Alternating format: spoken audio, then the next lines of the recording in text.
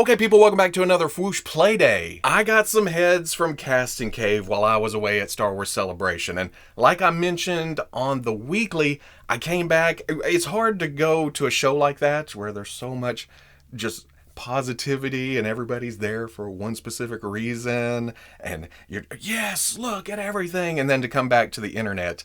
It's hard not to look at Twitter and Facebook and the forums and such and just be like, so I spent a few days just kind of avoiding toys, which is very unlike me. Then I noticed the pile of mail with a Casting Cave box, and I was like, okay, let's open this up. And it was some Casting Cave paint jobs on some Fanplastic Four head casts. It snapped me right back out of my funk. Birds were shining, sun was chirping, it got me right back on the horse. So I thought I'd share this pick-me-up with some of you. Maybe you've been diving way too deep into the social media thing. Or a gentle reminder that, oh man, there are so many talented people out there.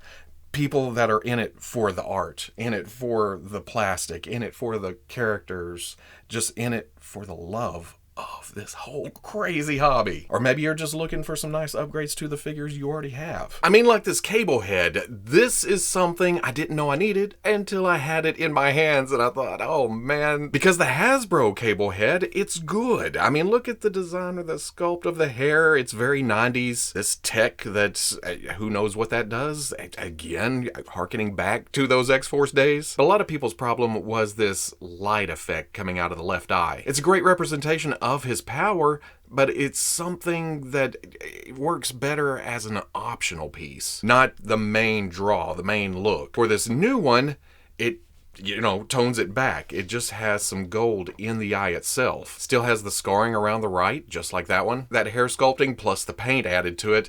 Oh, just And it's definitely a different art style if you're into that kind of thing. I'm not as familiar with the artists, except for Liefeld, of course, on X-Force. It definitely evokes just a different style. I still have to do some gluing to the figure itself, though. I think that was in the original review, too, how this would just fall over and this neck piece would flop all around. After standing on the shelf for a while, this is how it looks. Almost like he's coming apart. I want to glue this down, I think, and then bring these to here. Yeah, it may screw with articulation, but it's just better all together like this. It's the exact same situation with Forge. I was perfectly happy with what we got stock from Hasbro, but you bring some custom work in, a Jim Lee-ish sculpt, some shading, oh man, just look at everything here. Again, happy with this, but this, oh, it takes me back to the comics themselves. I was a little worried about the ponytail because it's part of the cast itself, but I haven't had a problem with it, and I've been posing around, and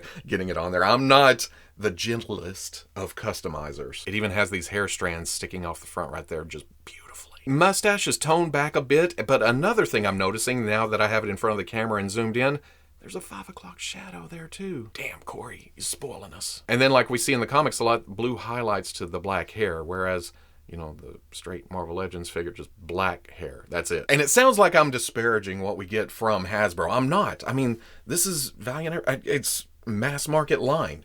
This is what we expect. This is what we get. I was perfectly happy with it. But now that I have this,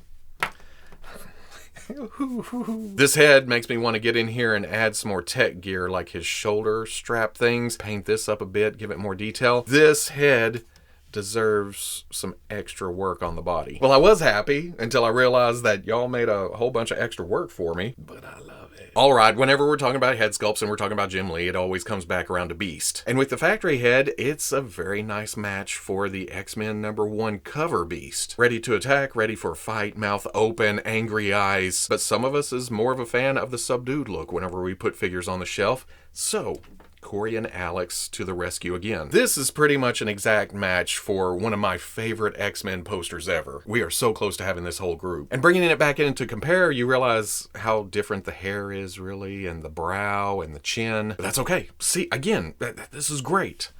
I just love this a whole lot more. Last I looked, he also has a version in gray to match up with the retro carded version. I never got that, because I was happy with the blue Beast. Now seeing that, it makes me want to go back and get the gray Beast. Not only are you causing more work for me, you're spending more of my money.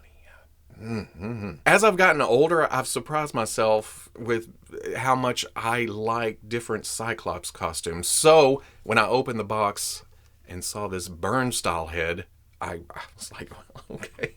Again, I was perfectly happy with this, but I like the more pronounced visor and the way he used to draw the mask lines coming up diagonal, more towards the nose. Whereas Cockrum exposed more of the cheeks and the visor wasn't quite as large. Plus, now that I have it side by side, I didn't realize how much bigger this new head is, but on the old Bucky Cat body, I don't mind this because you're going back to that era where Scott was very slim, slender, smaller. Don't get me wrong, comic book characters are always muscled up, but this, does it give him more of a youthful look, or am I just trying to, let's bring it back a little bit, set it higher. I like it.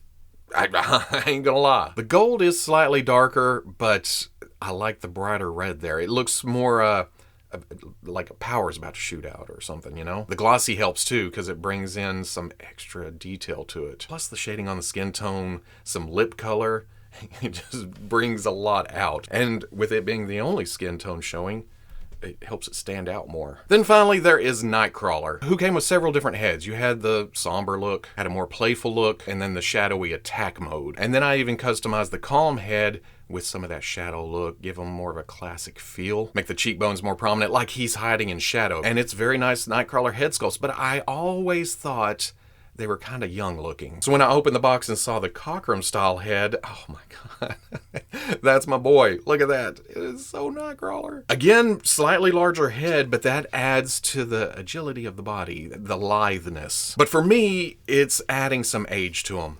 And that's what I always wanted with my Nightcrawler. Again, you can already see I'm leaving this on the shelf on a body. I got an extra so I could put this on it. And it's definitely Cockrum, so it's going to go with my Cyclopses and my Wolverines and my old school X-Men teams. But because of this hair sculpt and how wavy it is and how it sticks up, I may need another one of these to go with my Excalibur. Or maybe Fanplastic Four and Casting Cave could come up with an Alan Davis Nightcrawler head.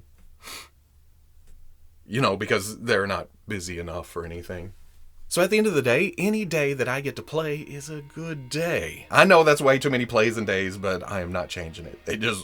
It doesn't roll off the tongue, but it does. You know, it's like honey on the brain. It should be wrong, but it's oh so right. I have the link to Casting Cave and Fanplastic Four's Instagram in the description, so go check them out. It's just like, they're two great tastes that go great together. Hey, I invented that term. I also have a great idea for chocolate and peanut butter that's just gonna blow your mind. But no, go show them some love because, man, they are pouring so much heart into their work. It's crazy. So if you enjoyed this little itty bitty play day, comment, like, subscribe. Much love to the plus. If you're interested in seeing videos early or in a position to help out the channel, patreon.com. But wherever you may be watching this, I'll always catch you on the Fwoosh. Another thing about these, I'm not usually an artist-specific collector. I usually go for that generic look, that iconic yet generic, like it could fit any era. That way it fits any collection or any group of figures I put together.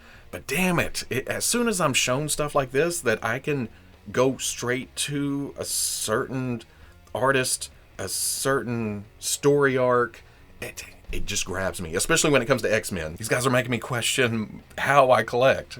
And you know what? That's not a bad thing. To focus, to put some thought into it.